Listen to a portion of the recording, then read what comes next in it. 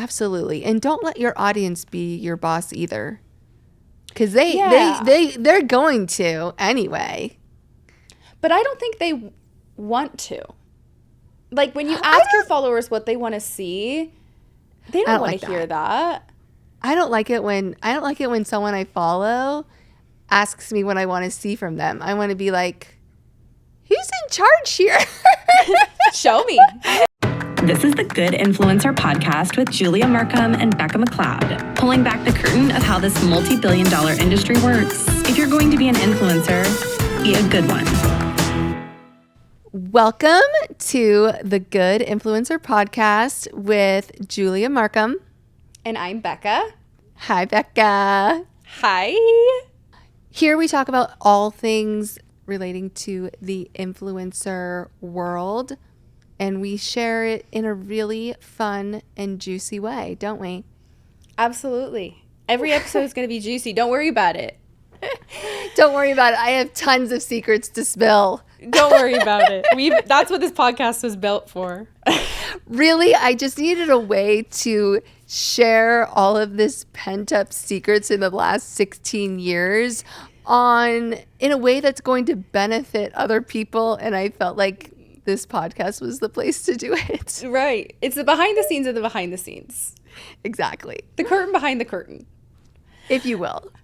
Well, let's kick things off. Little juicy. Recently, Kevin Hart was under a little bit of fire for editing and forced to edit his Instagram captions to better disclose sponsored posts. It's not the first time we've seen this of celebrities who aren't disclosing sponsorships in the same way that influencers are held to. Mm-hmm. Can I just say, like, how is this happening? Because when I sign a contract, now I have like 1 million followers, 1.4, but who's counting? My manager, who happens to also be my sister, different story for a different time, she gives me a list of things that I need to make sure, like when I'm posting this, I include. She reads it all, make sure we have our stuff covered. It's a short list. It's usually something that I have to copy and paste on the screen. I know that these celebrities are not handling these contracts. And so who's handling it for them? And then why are they allowing this to happen? I don't even think the celebrities are posting it themselves. Right. That was Kevin Hart didn't post that. That was his social media manager. And how are you a social media manager and not even, like, how are you getting away with not disclosing anything that you're supposed to disclose with a sponsorship? And truthfully, I mean, I don't know Kevin Hart personally, but I don't think he would look at his own Instagram and think, who put these disclosures on there? Get those off. I don't expect him to know anything about disclosures. I'm giving him a pass on that. That is not his world. But if you're a social media manager, it is your world and it is your responsibility. If you're even Kevin Hart's manager and you're signing a contract that has, like, he's getting paid, I'm assuming millions, to post something on Instagram. And it's like, and you have to do this. It's like, why? I mean, you see it not even just with Kevin Hart. I mean, a lot of remember the whole Kendall Jenner thing with Fire Festival. I think a lot of celebrities came under fire with that. Okay, but celebrities, like I said, I'm glad that things are getting, like, I'm not glad that they're getting in trouble. I don't want anyone to get in trouble. But I am glad that it is being corrected. But right. I will say, like, it's not even just the Kevin Harts and the Kendall Jenners. Let's say I'm doing a Nutrafol ad. I mean, right. I've worked with Nutrafol for like almost 2 years now. Ongoing brand. I bought it before they even sponsored me. Yada, yada. And it comes time for me to do like my monthly Nutrafol ad. And I'm putting all the hashtags, I'm doing all of the tagging, and making it all compliant. And then I see another influencer, and I will say this, they're usually they usually were like an ex-bachelor contestant or something like that. And they're talking about Nutrafol the same week I am, and there's no hashtag, there's no tagging. And I do not believe for 1 second that this is not a paid ad. I'm like, this is Nutrafol week. We're all talking about it. You just happen to be talking about it without disclosing that it's sponsored. I just don't believe it. And so I know that they don't have different rules. Obviously, like the FTC is for everyone. It's not just for if you have a certain amount of followers. It's for everyone. But there is this common thread of like celebrities don't disclose. It's weird. And it makes my manager so mad. The crazy thing is that, I mean, the ad that Kevin Hart got in trouble for was a Fabletics ad. I have seen influencers post that with plenty of disclosures. So the inconsistencies, it's like the disclosures are there. The brand's aware of the disclosures that need to be shared. There's just wires crossed of if it's going to get posted or not. But you've had to delete posts before or edit posts and change the disclosures. All the time. I've had to edit posts that were a year old. That were once previously like okayed, and then they're like, hey, this post from a year ago, can you please add this? And I'm like, okay, sure. I don't think celebrities are doing that. But they should, like, you're still under contract, so you have to. You know what's so funny? I feel like it was Scott Disick at one point. At one point, now tell me if I have this correct, he posted some sort of ad for something, and he put like caption : like his caption said like caption, like he literally like copied the whole thing. I think it was Scott Disick. I think it was. And it was like, honestly, to me, heartwarming. And guess what? Even if it was an accident. Okay, so it was, he says, the headline is Scott Disick, Lord of Instagram, accidentally pasted the instructions for a sponsored post in his caption. The year was 2016. So this has been in my memory. Now the sad part is I can't even remember what the ad was for. But the great thing is it worked. Yeah, I think it was an accident, but he had everything he needed to have. Like he had the disclosures and the tags, and everyone like burned him for it. But I'm like, everyone's talking about this ad. It was actually kind of brilliant, even though I'm 99% sure it was an accident. So, but at least he had his disclosures. At least he's had, exactly. I think that's why I thought it was more heartwarming than upsetting, because I'm like, I know this is, I like to see it. I like to see a celebrity say this is an ad, because it just is one more way for me to connect with them. Like, yes, they're just like me. They're also going through like this, wait, do I have to say hashtag partner, hashtag ad, sponsored? What are we saying here? And realistically, like, we all have to say the same thing. So, and a lot of times when we're like updating those old posts that were like a year old, it usually has to do with music licensing has changed or been updated in some way. I won't even talk about the big brands that are using unlicensed music on their Instagram reels, because that's an alarming thing that I'm like, wow, the FTC hasn't caught you yet, but I'm like just backing away close, like slowly. Like when we do sponsored posts, we have to use unlicensed music, obviously. And sometimes those get updated or they go in and out of the library, and we have to go back and we have to either archive a post or change the music.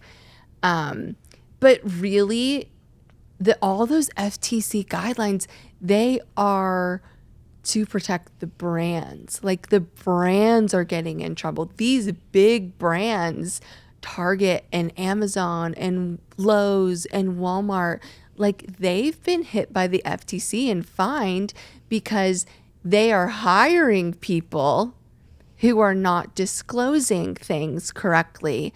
And so that's why we see like, oh, now it has to be on the screen, or now you have to say it in the first 5 seconds of the ad, or now you have to put it in the first word of your caption because they don't want the fines. And I do think celebrities, like we saw these bigger celebrities, they are absorbing the fines that maybe us influencers aren't as much as the brands that are hiring us.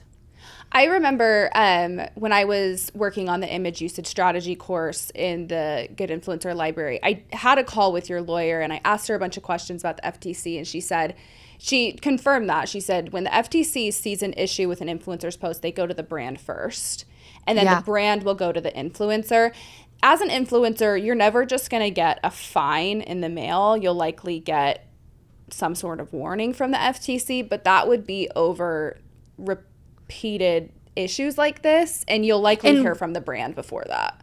I was about to say, we hear from brands constantly. And like, if I don't want to tell other influencers, if you're hearing from a brand that you need to edit your caption to include this, or change where it appears, or like make sure it's on the screen, it is because they heard from the FTC. And I keep that perspective because I'm not to the point where the FTC is coming after me. Like, I'm not Kevin Hart. I'm not Kendall Jenner. And they are going after the brands, and then it kind of, drips down to us. You don't really want the FTC to know your name at all. No, I don't want the FTC to know my name. No, thanks. Do you think they do? Just kidding. Does that make you famous? You're famous when the FTC knows your name. I'm FTC famous. Yeah. I'm going to put that on a t-shirt. Well, switching gears a little bit, talking about Instagram and algorithm pleasing content, which sponsored content actually is the opposite of algorithm, pleasing content. But that kind of has become the norm, is like using trending audios, following the same structure. Every comment says like and save, or it's a comment for a link. And it feels like there isn't as much personality in that content. Mm-hmm. I mean, is there a way to kind of go against the algorithm in a way? I mean, I feel like you have, really. I'm not even going to say this is advice. I'm going to say this is my mentality around creating content, because of course I want our content to be successful. More than I want our content to be successful, I want it to be personal. And I want it to represent who I am, what I like, what I want to create. More than anything, like, I have to be so excited about what I'm posting, period.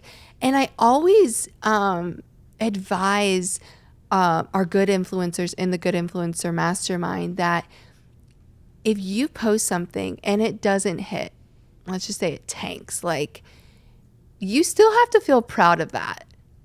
And I am one of those people that, like, I'm not going to feel proud of myself if I'm just bandwagoning on every trending thing out there for the sake of engagement. And I know that's backwards as someone who's running a business based off of like engagement rates, and like, I just don't think it matters. And here's what I'll say. I've been doing this for 16 years, and I think everyone gets inspiration from somewhere.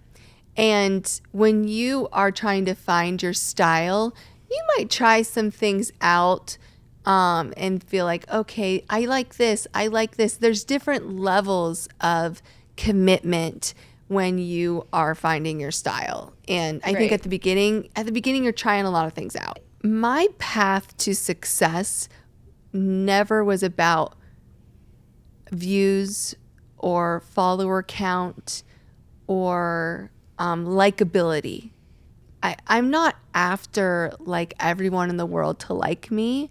I'm carving out my own niche and my own community, and I'm carving out a space online where I can create. It's always been about that for me.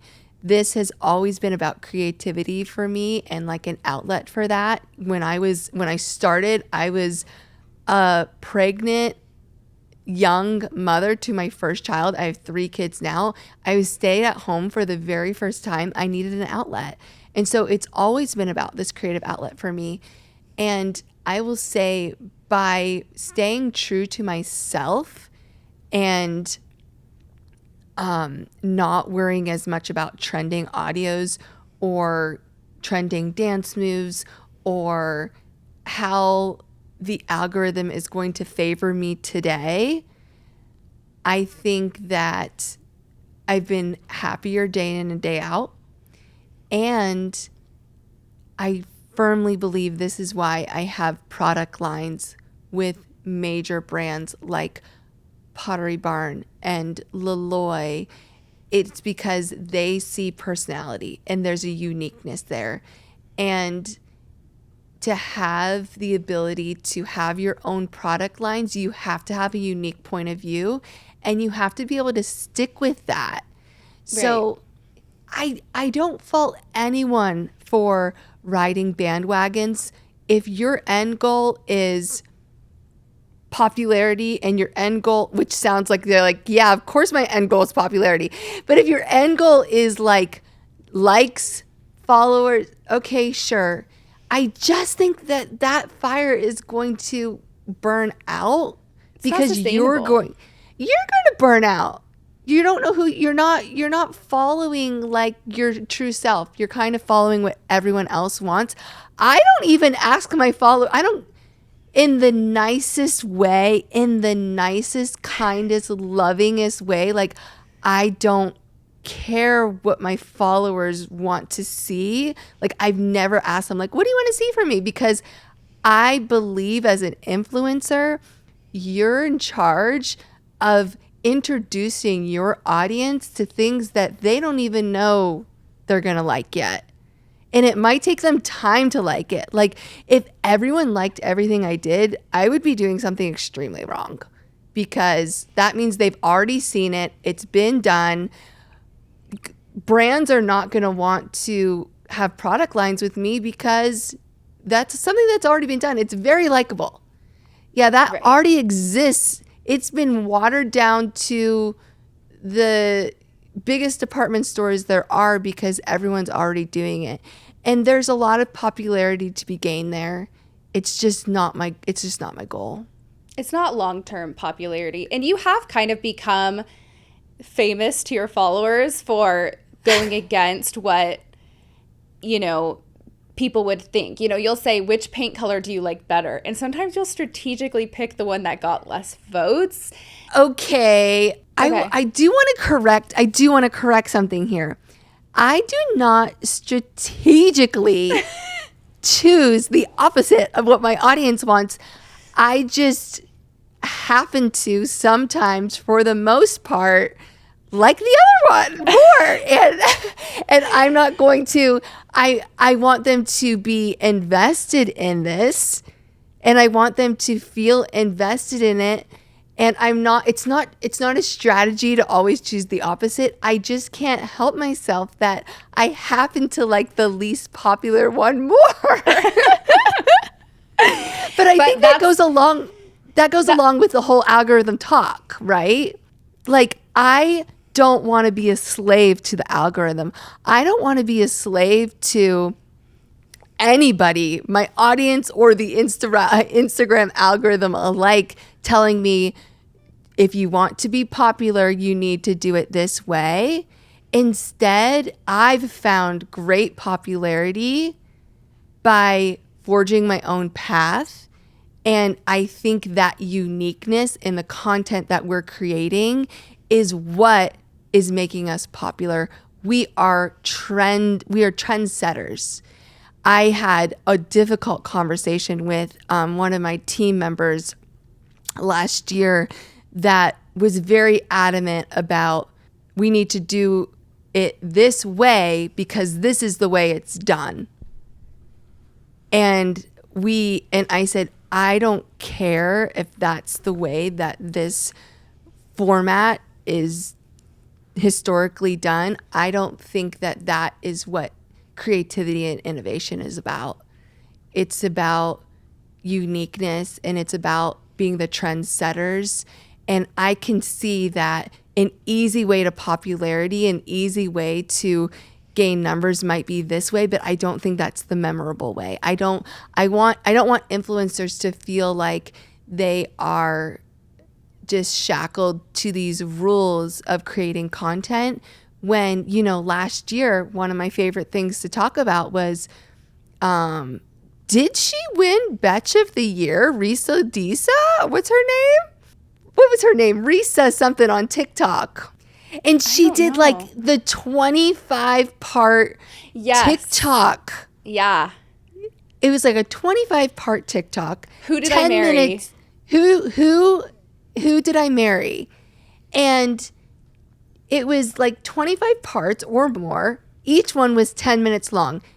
Now, is that the way to get popular on TikTok? Let's take her. Let's do before her. No.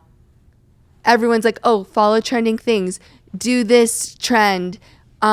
Before Alex Earl started Get Ready With Me, that was not the way to be popular on TikTok.